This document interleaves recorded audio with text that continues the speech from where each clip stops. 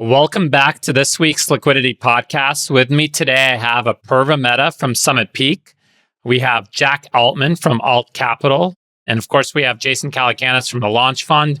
I'm your moderator, David Weisburd, co-founder of 10X Capital. Today, we have three exciting topics on the docket. Sam Altman gets another win. CalPERS is leaning heavily into venture. And premium liquidation preferences are returning back onto cap tables. What does this mean for the startup ecosystem? We'll end with the latest three investments from each of our guests. Let's dive right in. PitchBook is reporting that Reddit's IPO had a familiar winner, Sam Altman, whose entities hold roughly $413 million at the IPO price, which today is worth even more. Surprisingly, or perhaps not to those who know him, this is one of Sam's biggest wins as an angel, but not his biggest. Jack, outside of being a prolific founder and VC, you're also Sam's brother. What makes Sam such a good investor alongside being a great operator? There's a very similar skill that happens on the operations side and the investing side that I think, obviously Sam is very good at, which is, thinking very independently about where the world is going to go and then really betting behind that hard and being able to identify non-obvious talent and get people sort of assembled behind it. I think that's like a lot of what both sides are about, is having an idea that's like sort of non-consensus, at least for a moment in time, and like getting a lot of momentum behind it. I think that's like common to a lot of builders who do good jobs. And then I think on the investing side, if you're able to have, big conviction in cases where the rest of the world doesn't share that same conviction, I think that's where you can do really well. And Jack, you're on your third fund and you raised $150 million. Congrats. And while you were doing that, you were also growing Lattice at a $3 billion valuation. What about being an investor makes you a good operator and vice versa? Well, I think there's a lot that's different about the two. Like, I think they are in some ways very different things. And so, there's an overlapping Venn diagram with a lot that's different. But one of the things that I think, my Lattice journey helped me understand that I think, hopefully I can apply on the investing side is it's like unbelievably hard to build a big company. And I'm not even calling Lattice like a humongous company, but, to have even gotten to there, I'm like, man, there's so many hard decisions and intense sprints. There are so many, execs that need to be hired and replaced. And there's so many hard competitive battles. And it's such a long, challenging slog where like an unbelievable amount happens each day.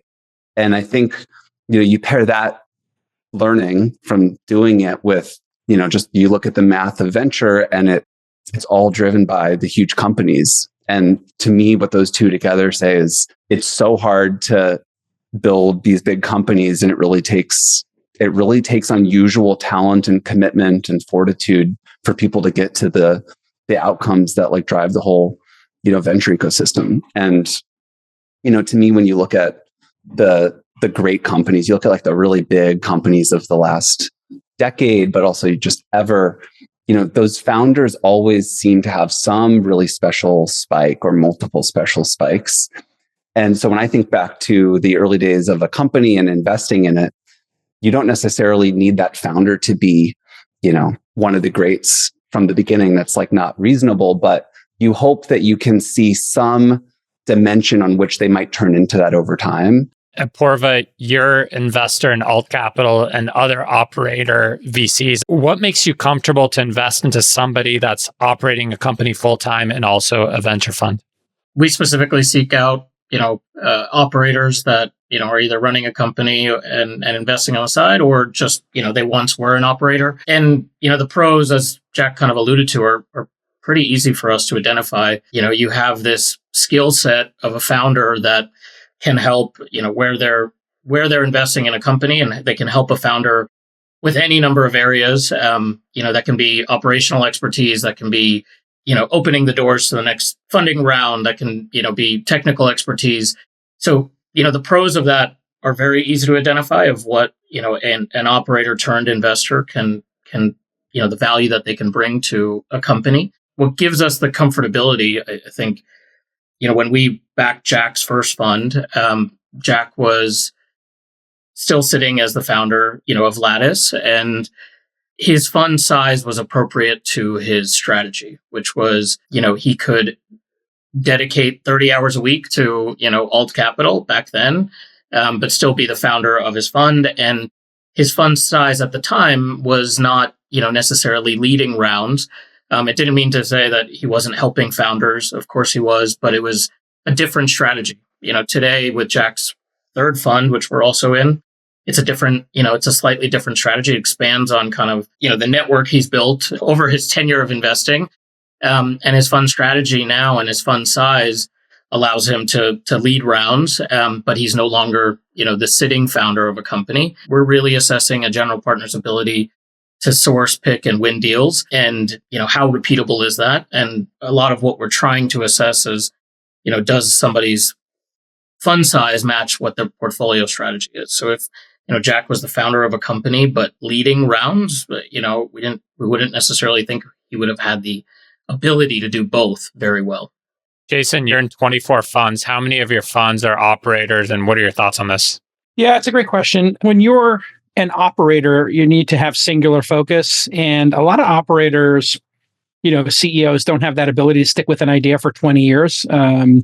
And they're better off, doing a little bit more of an ADHD strategy, having their hands in many pies. I think this is why when you get a little bit older and you're in your 30s or 40s, being an investor is kind of like a cool thing to do because you can, talk to 3 or 4 founders a day and get the action without having to have all your eggs in one basket, and not be able to sleep at night and grind your teeth to the bone. And so I'm not sure exactly how many are operators versus professional fund managers in for my family office. But I do want to point out just what an amazing story Reddit is, like to the founders, Steve and Alexis, and people don't know Aaron Schwartz, who tragically, if you don't know the story, you can look it up, but he was like the third sort of unknown founder because he was acquired into it. It didn't change in 20 years.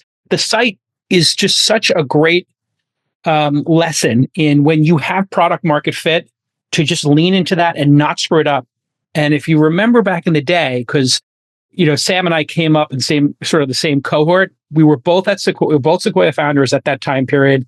Then we both were in the first class of Sequoia Scouts. He did Stripe, I did Uber, and that same thing.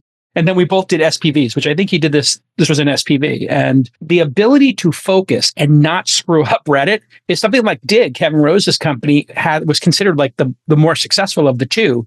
But they kept trying to change it. They kept trying to chase Facebook, make it better in some way. They just didn't accept slow and steady compounding growth. Reddit's 20 years old. Like, how many websites, Craigslist, Amazon, Google, it's a very small cohort that can exist and stay true to the original founding. So I think that's the first piece that I think is really important lesson for founders and also for investors, because you do need to be patient. And then just shout out to Sam and Jack. Sorry that we have to ask you all these questions about your brother doing something. It's got to be super. Happens, right? Never happens. But, having known Sam for a long time, like I said, he had Looped, I had Mahalo. We were both part of that Sequoia fund. Then we both became Sequoia Scouts. Then he ran Y Combinator. I did Launch Accelerator. And then we both started doing SPVs. I did it with AngelList and then the Syndicate. And I think he just did his on his own with lawyers. This is a big lesson too, that when you have large ownership percentage, it can become quite material. Back in the day, when we did the Sequoia Scouts program, I think, we owned fractions of a percentage point, basis points in Stripe or Uber. But then as you keep going, when you start owning 10% of a company, 5% of a company, whatever it is, and especially in an SPV, that is incredibly, incredibly powerful because that SPV doesn't have to make up for any other losses. So in Jack's fund or my fund, if you had a $100 million return or $150 million return, guess what? Now you've returned the fund, still no carry. Here, the carry is just deal by deal. And so this is a very huge win, I think, for Sam. If he got a 20% carry on this and it was none of his money, that's a nice payday. It's a great return, and he deserves it because, man, the whole story of the extraction of Reddit is incredible. The fact that they were able to get this out of Condé Nast where they sold it too early. So all around, I give Sam a lot of credit, and I give Steve a lot of credit for coming back, and Alexis coming back and just shepherding this over the finish line. Because in 2005, 2006, if you told me Reddit would be a $5 or $10 billion publicly traded company, I don't think many people would have believed that. So it's pretty awesome. I can't say enough amazing things about what they did with that company. Apurva, I'm curious your thoughts on SPVs. And like these kind of deals not being part of the venture ecosystem and or the proper venture fund ecosystem. This could have been a venture investment, but instead it was an SPV. Do you participate in those? And how do you think about SPVs? I mean, we like them as part of our own business. We invest in companies. 30% of our portfolio is direct into companies or through an SPV, but then we also offer investors the ability to participate alongside of us. Not to put the spotlight on Jack again, but we have an investment in Lattice, and then we have an SPV with investor capital. And like you said, it'll take a long time for us to be in the carry for our funds. But, when you have, we've raised 15 SPVs with 150 million of capital, including, Lattice, SpaceX, a number of other companies, Airtable, we can be in the carry sooner. So for us, it's alignment. We want to be aligned with the GP. So if a GP is raising an SPV, we want to see their alignment, that they're in the deal, in the fund, they're participating. It's not just spillover deal flow. They're like, hey, I've got pro rata. You can take that pro rata, and that's not alignment for us. We want to see a GP aligned in the company, participating in that deal. And then all day long, we'll invest in their SPV, we'll raise an SPV of our own. So the pandemic era of investing had the SPV market balloon. Everyone was doing tons and tons of deals.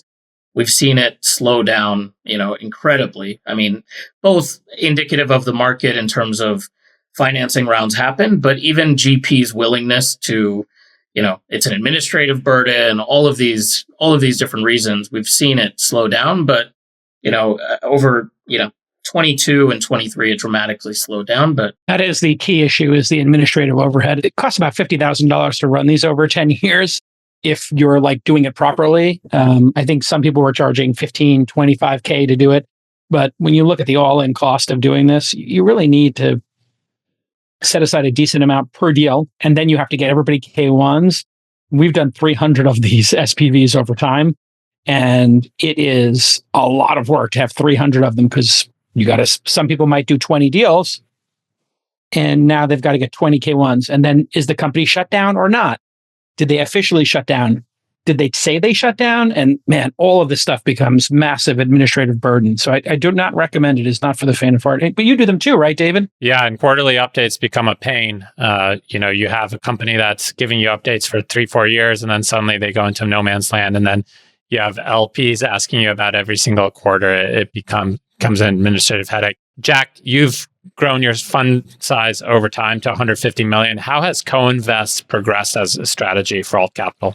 I've not been focused on them for a few reasons. One was like sort of Apurva mentioned, I've only been doing this full time for a short amount of time. And so, when I was running Lattice, I was mostly like kind of like an angel on steroids. I agree with everything from that discussion. And I think there's like a great place in the world for SPVs. But one of the other tricks with them is it can be really hard for the founder to navigate them, because when a fund commits, when the partner commits, like, the fund is committed. And, if founder's fund says we're investing in your company, they're for sure investing in your company. Versus there's like a little bit of a dance that has to happen where when somebody says, I want to invest in your company through an SPV, they need to get interested. They need to have the LP backing behind them. And so you're kind of triangulating 3 parties at once. And so I actually have had that experience as a founder in these like later stage deals where like that dance is a little hard too. So there's a lot around it, but there's a good place for SPVs because, like there's certain moments when there's a special relationship between the founder and one of their maybe existing investors or just somebody they know who doesn't typically invest in that stage. And I think that's like, a special purpose that, makes a lot of sense. I just think they should be used either few and far between or by GPs who have extremely strong LP bases who can like manage that whole relationship like at some amount of scale. That is such a good point, Jack. Yeah, like what people don't realize when you do an SPV is you're writing a deal memo, you're sending it to these LPs, and then you find out how much money you've raised. And so you ask for an allocation. And so having done so many of these, we were like, we'll take 500K. They're like, what if it goes over? I'm like, then it's up to you if you want to take more. And we have a pretty orderly process and it's somewhat predictable now. We have 11,000 members at thesyndicate.com. we left AngelList after a while. We were just a little bit too big to do it through there, and giving them a percentage of the carry makes no sense. But when you think about it, you're also then you might have 100 people on your cap table, 200 people on your cap table under that one SPV, which can also be a burden for the founder. That you might have somebody in there who's a jerk. You might have somebody in there who's wants a friend, and then they're calling some founder like Jack up and being like, "Hey, can we hang? I'm in San Francisco." Jack's like, "I don't know who this person is. I'm your investor." Oh, yeah, I own shares. And so, we had to bounce in the history of 300 deals. I think I've probably uninvited 25 people from the syndicate. I did not invite them to continue with us because I was like, this person is like annoying the founder. Oh, the update didn't come in. And I'm like, well, this is not Netflix. If you want Netflix, go buy Netflix.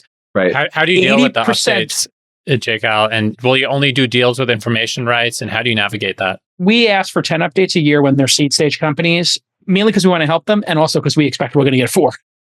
So, and if we get 4, that's plenty. And then people are also worried about leakage. Oh, maybe people will share information or get to a competitor or whatever. So I'm like, just don't put any information in there that you don't have to tell them like your next 7 features. You just, hey, here's how we're doing. As I wrote in my book, if you're not getting updates, it's one of 2 reasons. It's either Uber or it's out of business.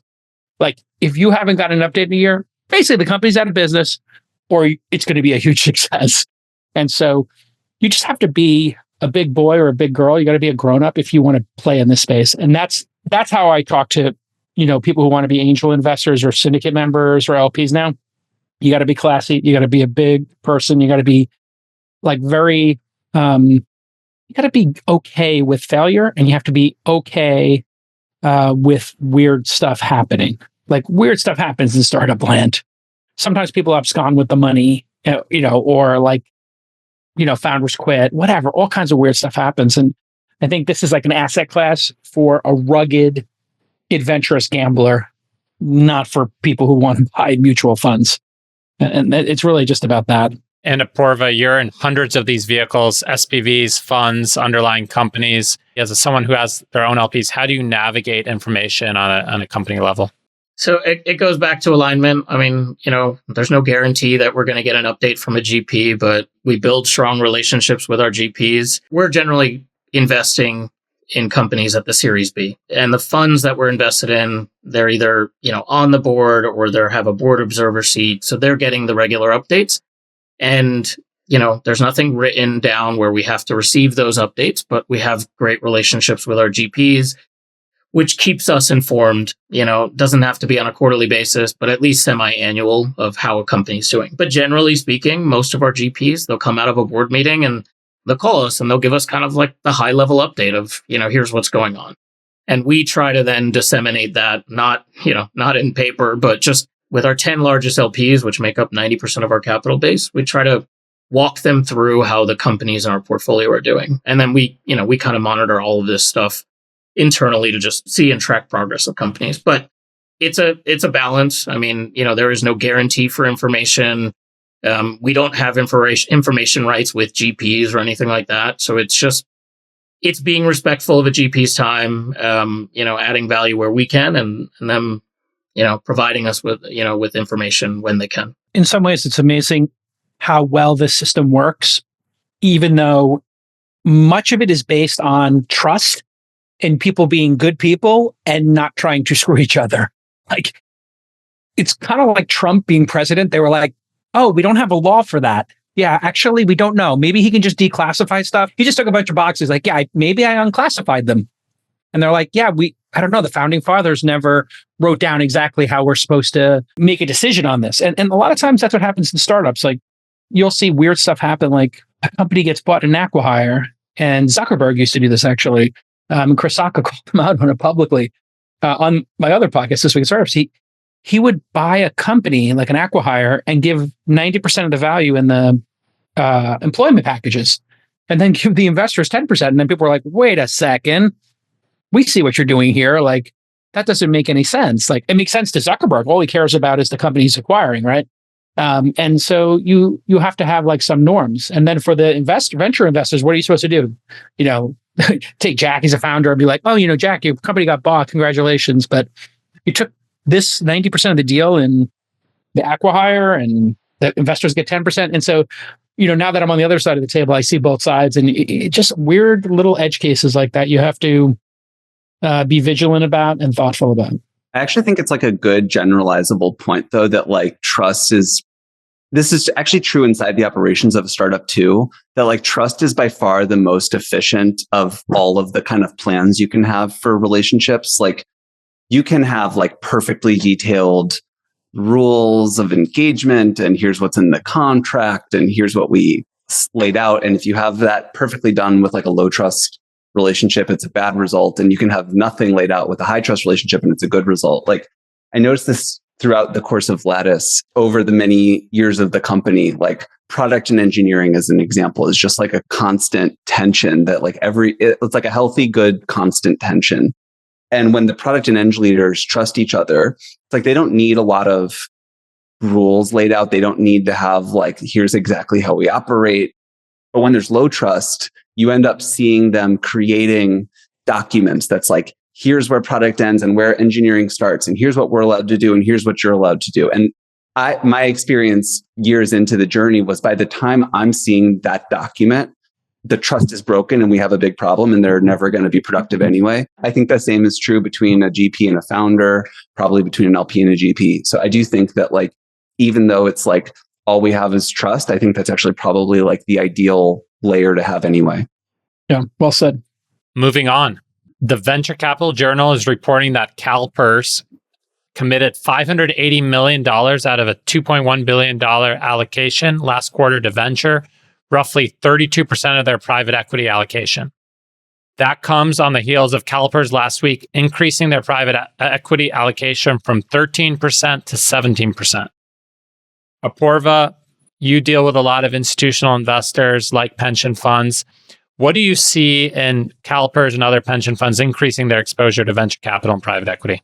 It's not exactly a new phenomenon, but I think 2022 and 2023, a lot of people were sitting on cash. They were digesting kind of the denominator effect, their public market portfolio being down, through 2021, and kind of paring back allocations. And after sitting on a lot of cash and kind of, weaning their roster, I think people are now looking ahead and saying, okay, where are returns going to be generated over the next decade to 2 decades? And with interest rates where they are, private equity has become more challenging. There's a lot of dry powder. Deals are expensive. Leverage costs, it's not as easy to buy into a business, add some leverage and turn a multiple the same way. So I think venture is coming back in vogue as people stepped back over the last 2 years. There's plenty of data to suggest it. The dispersion in returns is the widest in venture.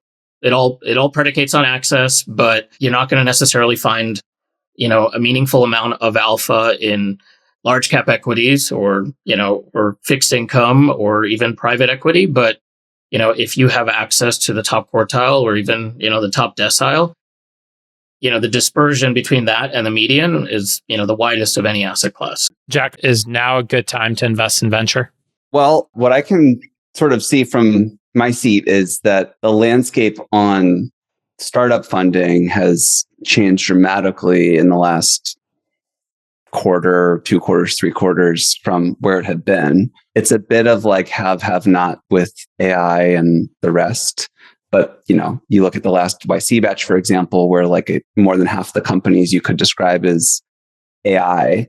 And so the result is that a large percentage of, new company formation is in that sort of hot sector. And now you're seeing all these funds deploying again. The truth is, I don't know whether or not this will turn out to be a miraculously good time to be investing, which I think is totally possible, or whether we have, we're re-entering another frothy period that's going to be expensive prices and, harder to return, funds as a result. I tend to believe that what's going on right now is very good. Like, I think a lot of just like the underlying companies are growing faster than certainly I've ever seen companies grow in a lot of categories. I think Brad from Altimeter, who obviously Jason, knows well, has talked about like experimental revenue as like a new term. And I think that's like a very real concept where you're seeing a lot of companies get to 1 million or 2 or even 5 extremely quickly out of these budgets that, a lot of people want to deploy quickly. It's definitely a moment in time where the freeze of the last couple years post ZERP is thawed in at least some segments of the market. And so it depends what you believe. If you believe that we're at the beginning of this like crazy exponential where, we haven't seen anything yet, which I think is very possible, this could be an unbelievable time to be investing in venture. Or if you think this is, a head fake, then, it's going to be bad. I tend to be in the former camp. I'm optimistic about what's happening, but I do think it's, there's reason for caution, certainly. In terms of what Jack's saying, having, started a little bit before you in this adventure in terms of investing. And, if you really go back to that 2008, 9, 10 period, the benchmark for and the bar for raising capital was very high. And there were a small number of companies. Now there's a large number of companies and the benchmark has gotten really high. To get a seed round or get into Y Combinator or our accelerator, Founding University, Techstars, whatever, that's not that difficult. You got a 1 in 100 chance. To get like a $3 or $4 million seed round, now you're at like a 1 in 1,000 chance. To get a Series A, you're at a 1 in 10,000 chance. I'm just saying from people who incorporate and, maybe that funnel down, people who aspire to be part of the venture machine. And VCs are just so much more discerning, combined with founders not wanting dilution and then governance coming back. And then LPs are raising the bar and cutting some managers. This is like the setup of all setups in my mind. Everybody getting disciplined at the same time. And we've now become, I would say I'm like become cutthroat, but I have really looked back at the leaks in my career. We talked about this, I think, on the last episode. Because LPs are demanding more of us, the GP class, we have to be really thoughtful. You can't just like make continuation bets in your startups and then not think your LPs are going to ask, hey, tell me about this like extra 250 or extra 100K you gave this seed stage company. What was your thinking there? They're going to ask those questions. And so everybody's thinking about portfolio management, returns, how do I get DPI? Because a whole class of investors who live through this cycle, they've never lived through a down cycle. And the venture tourists are leaving and the entrepreneur tourists are leaving. I think this is going to be the best vintage since that 2006 to call it 2010, 11. That was incredible. Airbnb, Uber, just so many great companies were formed in that post-Web 2.0 era. And this feels very much like that to me. The game on the field, that is. And then AI, it's not just AI as feature sets to companies. Of course, that's incredible.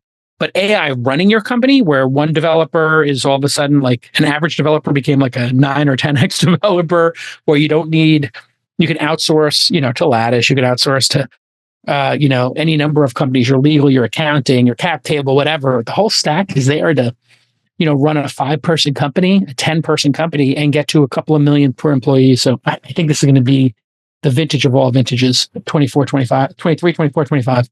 One thing I would add to that, and I feel similarly that the potential is very good. One thing I would add that's really nice is versus in like 2020 and 2021, when it seemed like there was so little time between when company would go out and when they would get done. And it was like these, prominent firms were seemingly doing close to no diligence or very little, at least.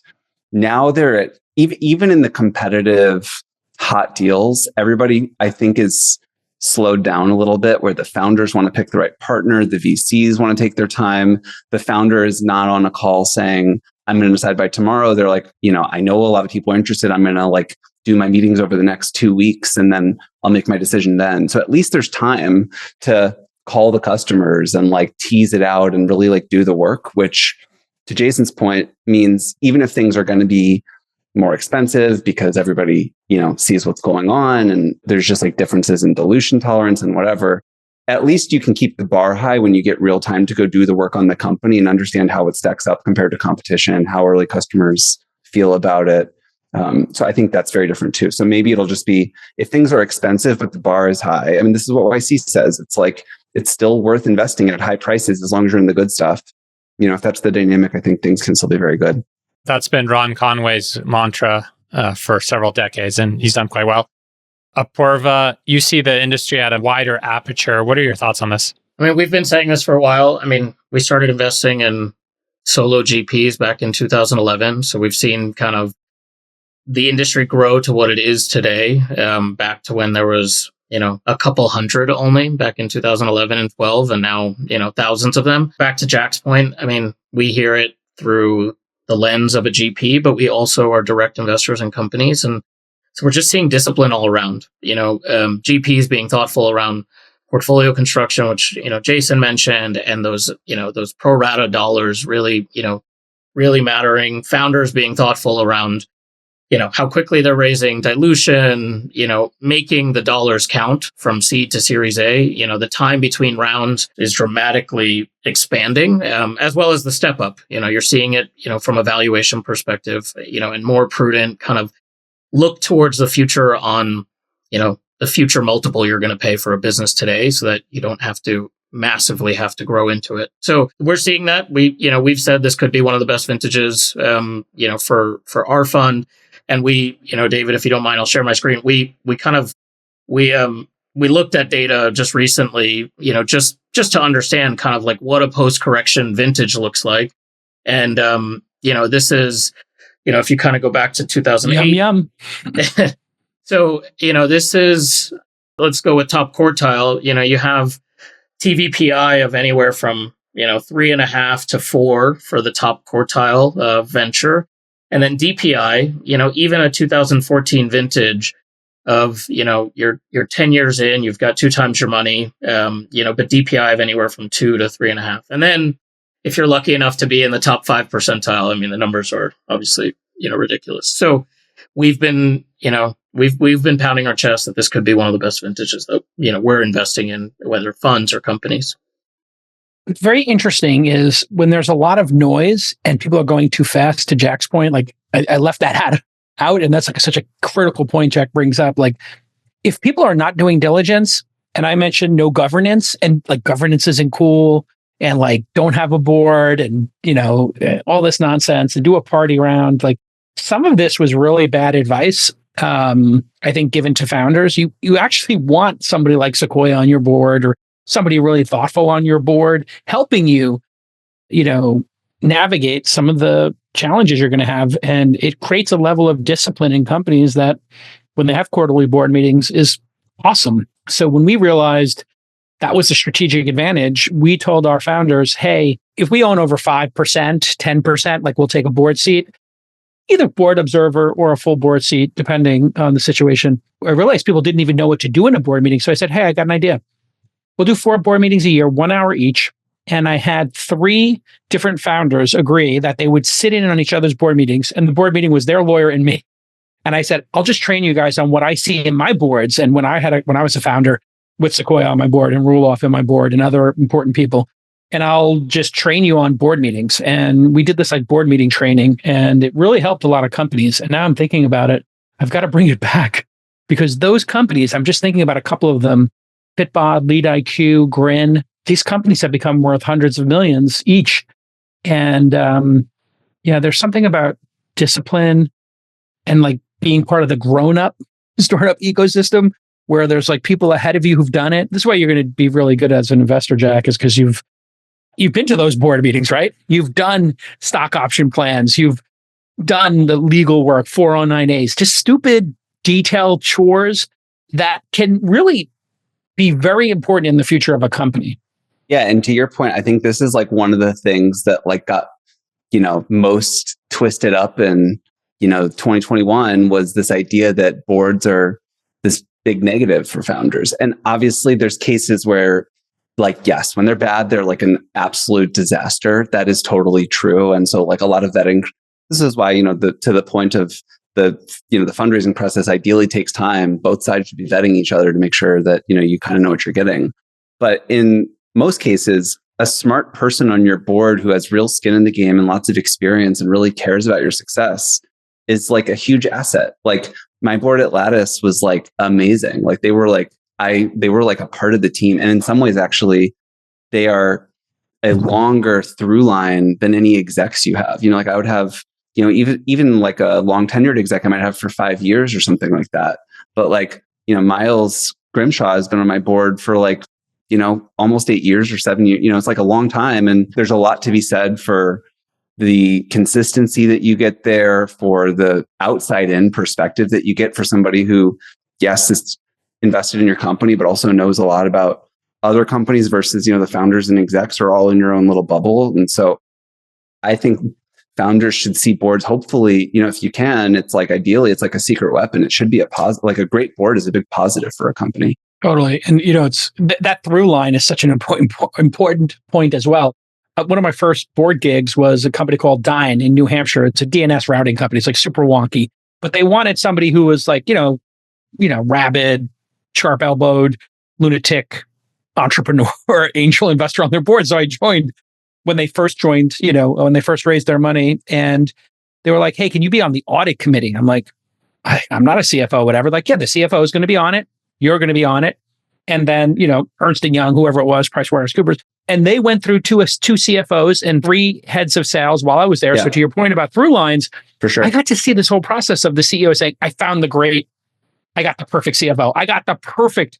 This is the salesperson. This guy's going to crush it. And then that guy was gone in 6 months. Yeah. Because he was at that point in his career where he was just trying to get a huge payday and he wasn't actually working hard. Then we get like, I'm going to take the number 2 salesperson, and have them take over. I'm going to give them a shot at it. And that person crushes it.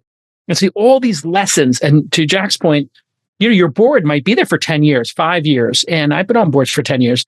And you have that,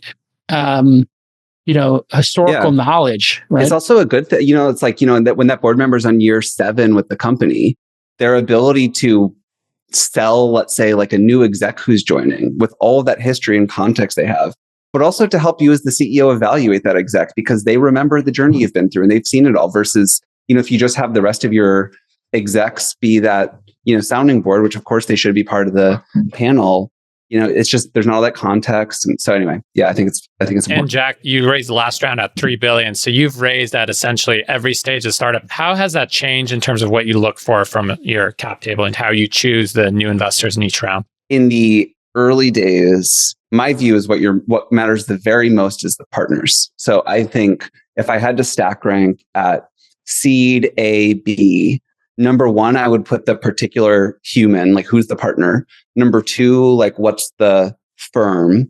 And then 3 is like deal terms. I think later in the company's journey, in my opinion, I think it becomes a bit more fungible on who it is. And so deal terms. Because they're the 6th or 7th or 8th board member in all likelihood. Yeah. If a board member at all, maybe they're a board observer. Even if they are a board member, they're likely, by the time you're in series, D, E land, you're probably more talking to crossover firms a lot of the times anyway. One of the things that I think is an important consideration that is it's just different is I do still think the firms involved matters later on, but the calculus for what you want to be concerned with when you're worth $1 billion or $2 billion or $5 billion is a little bit different. So like, let's say you're imagining an IPO in 3 years. In those later few rounds, one of the things that you want to do as a founder is rotate your cap table to people who are going to be long-term holders.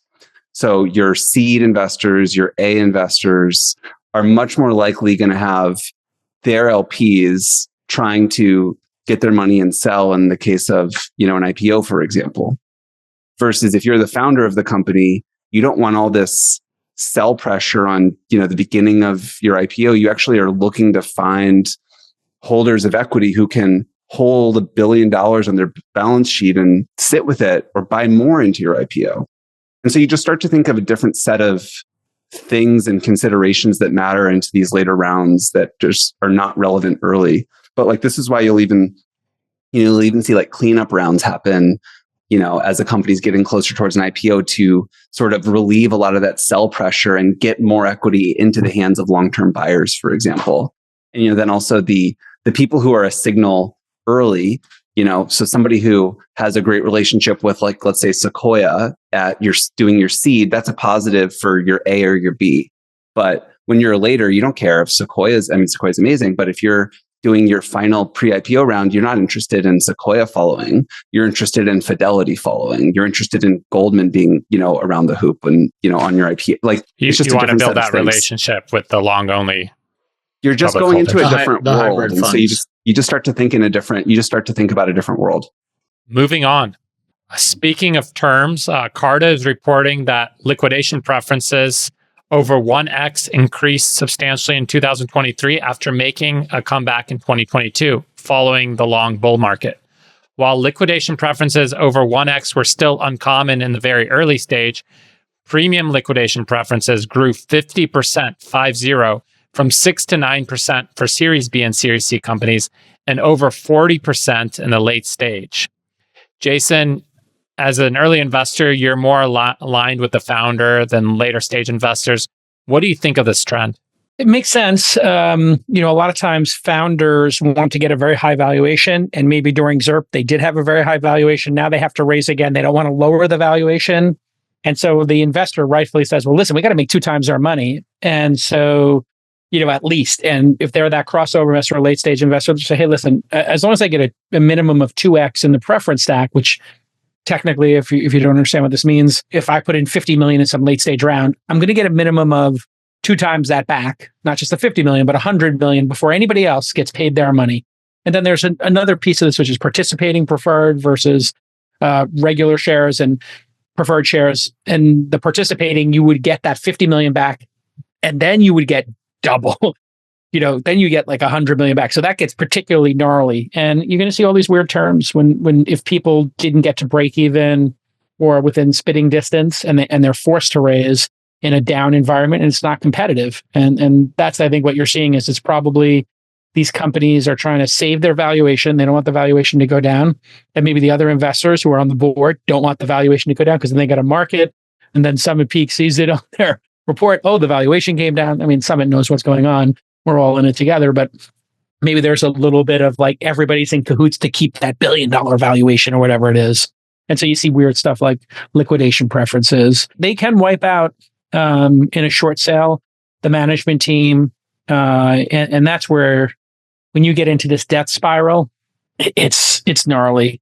What I tend to do when there's issues like this is I just say, hey, can we just get a 20% carve out for management? So let's say it's like a small company. Even if they sell for 100 million or 50 million, the management team's going to chop up 20%, 10% off the top, even though we've got a $100 million preference stack or something, just to keep them in the game. And, they're going to get some sort of payday. So that's what's happening here. These things will go away. I mean, at the dot-com era, there were 3x liquidation preferences, and people would, and then you have participating preferred, right? So you have the 3x, and then you 3 million participate back. on Then I also own 50% of the company. It was This is nothing. I don't think these are particularly gnarly. Seeing 1 or 2x liquidation preferences, given what just happened to the market, consider yourself lucky. What happened after the dot-com bust and what happened in the financial crisis was 2, 3, 4x liquidation preferences, not uncommon. And on the East Coast investors are very downside. I'm speaking generally, like Fred Wilson, there's exceptions, but they tend to be very downside protection. And then people on the West Coast, because we've hit absurd power law home runs that have only typically happened on the West Coast, they're happening more on the East Coast. They tend to be like, who cares? Like, if this company goes to zero, Stripe will hit, Reddit will hit, Uber will hit, Lattice will hit, I'll be fine. I'm playing for the big power law. And so it would be very interesting to see this data East Coast versus West Coast, where, San Francisco versus the rest of the world. Because in San Francisco, I don't know how often I see these like 2x liquidation preferences. Uncommon. Apurva, we chatted offline about the power laws in your portfolio, the 500 plus companies. Break that down. Yeah, so our Fund 1, which is a 2018 vintage, today has about 534 companies. 100 of them are driving 90% of our fair market value, which is, top quartile, for Cambridge Associates. 25 are driving, probably 70% of the results. So, our fund we've got 15 managers in the portfolio, that many companies, a bunch of co-investments, but it's, kind of exhibits the power law, to a T. Less than 5% are driving 75% of the returns. Yeah. Jason brought it up. Are you concerned that these liquidation preferences are masking true marks in the asset class? I mean, I think we've gotten through these 2 years of chaos, and I think the marks are going to kind of catch up for the good companies. And so I think this whole issue around marks, people have kicked the can down the road quite successfully. And now when we see the stock market hitting all-time highs, economy strong, companies have any company that survived this chaos for the last 2 years, I think is going to be around. And now, are they going to be worth what they're worth? Time will tell. But it's pretty nice to see Reddit go out and get public and get a pretty generous valuation. I know the float's small and yada yada, but they did well in their IPO. I think that's going to inspire other folks, and maybe we'll see Stripe come out and some other companies. I think Adyen is also private still.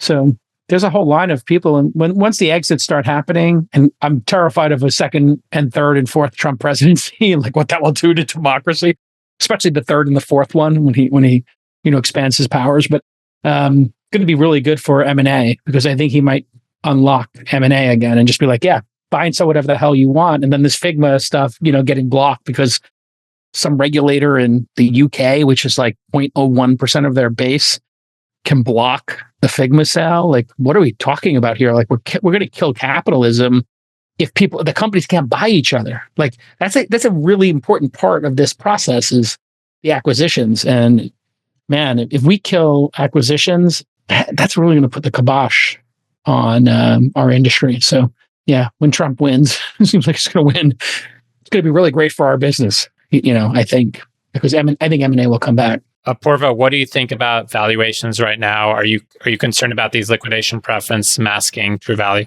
I think, to Jason's point, I think GPs have done a good job. I mean, the underlying LPs of a venture fund have an ability to kind of influence some of that decision making. Endowments and foundations get paid, performance-based comp. And so at some point it's like, no, leave your marks the same. Don't change anything.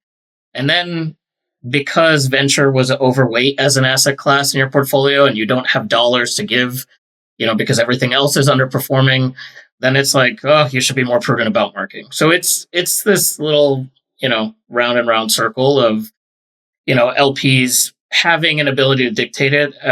But I think over the last 2 years, GPs have done a good job of just being prudent around, the true value of companies. And we've seen it across all of our portfolios. I think the biggest challenge, though, is there's no consistency. We're SEC registered, which means we have to kind of, follow by a certain, rule book, but the asset class as a whole is not regulated, which means, across 30 GPs or funds and, in 3 portfolio of ours, everybody has a different rationale of how they're marking. And that can be a little bit challenging, but, so long as they're using some methodology, we're okay with it. Jack, how do you look at the ecosystem? You see at these liquidation preferences. Are they healthy? How will that affect startup valuations? Yeah, I mean, I don't know. I mostly agree with everything Jason and Apurva said. I think one of the things I would, maybe add to it that I think about sometimes, and probably a lot of people in tech probably share the following view, because we're all sort of, free market capitalists by nature. I am all for 2 parties who understand all of the dynamics at play in a transaction, making any deal they, want to. If there was one person and, an investor, and they wanted to do a 10x liquidation preference and they both completely understood the deal terms, like, have at it. I don't have any moralizing about it. The thing where I do have strong feelings, though, is I think that this is one of the places employees can get screwed. And you have this principal agent situation where you've got the founders, the investors, and then the employees. And the employees are not in the room on that conversation, and they don't have all the context that the founders and the investors have. And they're not on the board. And when there's an acquisition, they're not going to be part of the story in the same way, and all that other stuff where even if there is a big pref overhang, there's still ways to get the founders paid. And so I just feel like the key in these situations is that there's good clarity for employees, because I think that we as an industry, spend all this time, talking about how the equity of these companies is a huge part of the compensation for employees. And it is. In the good, on expectation, there's a lot of value to be had there, but this is one of the easy ways for that value to get just buried under, a mountain of snow. So which is still fine. Employees can still join a company that has a $2 billion pref stack if they want to, and that might still be a great result. I just think that it's important for there to be good transparency for the employee contingent here. That's all I'd add. This is a super important point. Employees don't know what's going on and what the stack is, right? And they're the ones most impacted by it. Well, now let's go to the lightning part of the program. We have the last three investments from all of our guests. Jack, we'll start with you. I'm going to lightning round. I'm going to do a fourth just for fun because these all came close together. So one in this current, most recent YC batch is called Retail AI. It's a super cool company that basically allows for companies to build on top of their platform using an API with the goal that I could have a conversation with like an AI voice in a believable way. So you could imagine talking to a customer support person, but who was really like an AI, and having that back and forth conversation be very believable. But there's like a million of these examples. And so the hope here is that they build really good infrastructure rails for any company to build on top of. So this is something I'm really excited about. It seems like, there's like a, infinite number of use cases for something like this. I think it could be really valuable for a ton of companies. So this was a cool very idea. recent one. Yeah. There's a second one called HeyGen, kind of related. In fact, these two can play together really well. HeyGen is an awesome company where you basically can give it a video clip. So you could give it me talking like this with a video for a few minutes or whatever, and then it can make an avatar of me. And from there, you could then feed a script, and they would basically be able to play that, as you. And it comes out really nicely.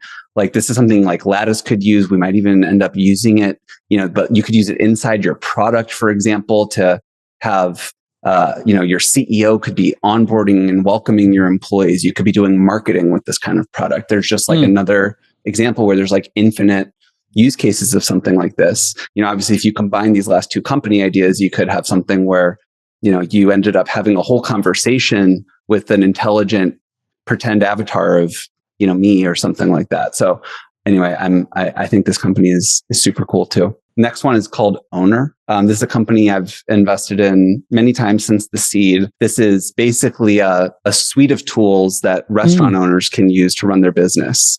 And they basically built a modern set of products to create a great website, to manage your orders, to contact your customers, to do all of the stuff around growing and running your business as a restaurant.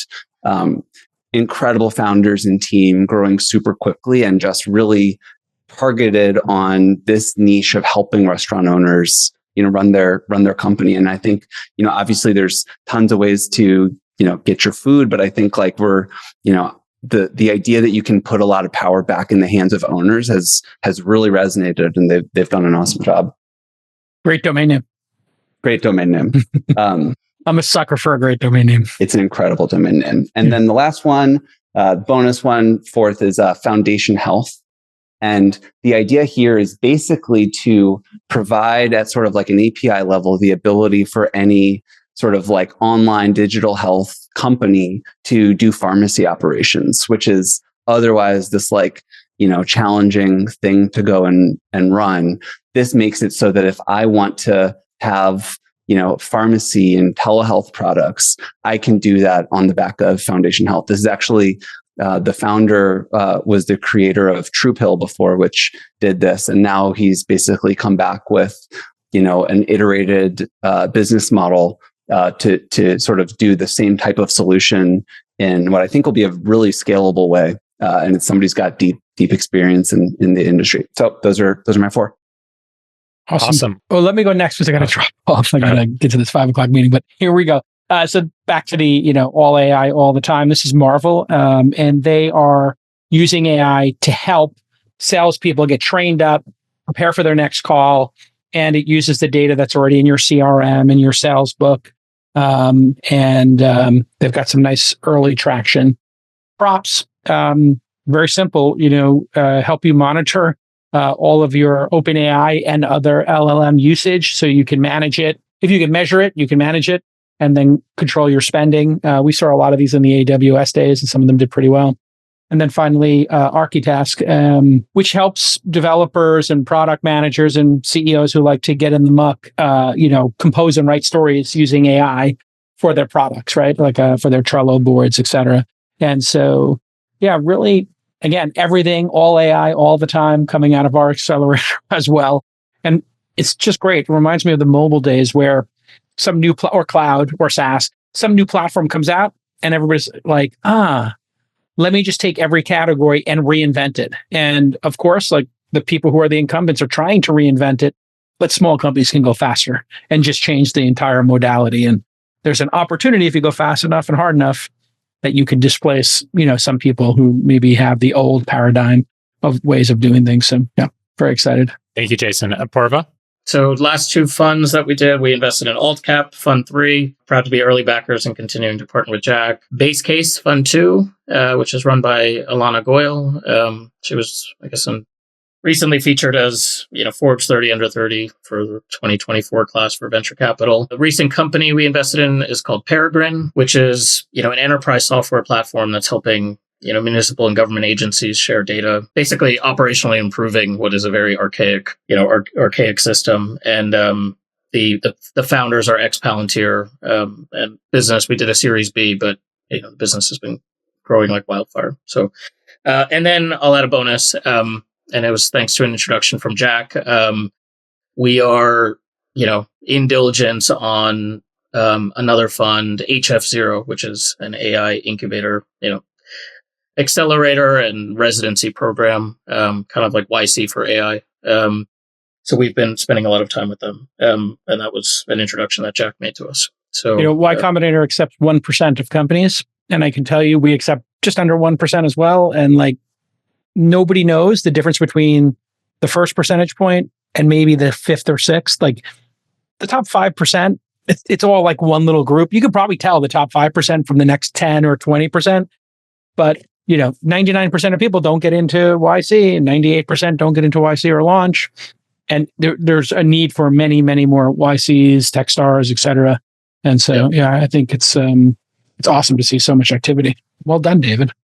Absolutely. Well, it's been another great episode. Episode 10, Jason, of the Liquidity Podcast. We did it. Survived. What interesting. It's very niche, but like people in our industry are watching. So that's once a week news show. Yeah. Yeah, exactly.